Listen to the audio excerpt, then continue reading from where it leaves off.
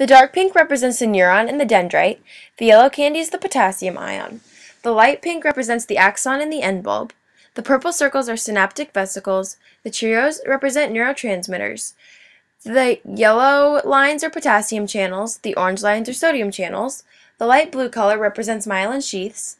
The brown candies are calcium ions. The orange candies are sodium ions. And the brown lines are calcium channels. When a neuron is at rest, the charges on the outside are positive and the charges on the inside are negative. This charge difference is produced due to the sodium-potassium pumps and is called resting membrane potential. A nerve impulse begins on a dendrite, is sent through the cell body and into the axon. The pump brings sodium ions, the orange candy, in the cell, and the pump also sends the yellow candy, the potassium ions, outside the cell. For every 3 sodium ions coming into the cell, 2 potassium ions go out. The membrane is depolarized. The depolarization moves along the membrane. This moving depolarization is action potential. That local region and channel of the cell has a net positive charge inside and a net negative outside.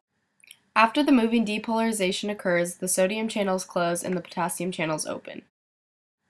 This causes potassium ions to flow inside of the membrane and is called repolarization. The inside of the membrane is again negative and the outside is positive.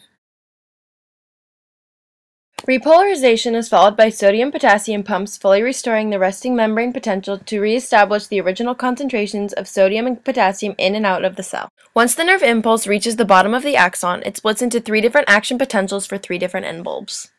The opening of the sodium channels and sodium rushing in triggers the calcium channels to open and causes calcium to rush into the end bulb.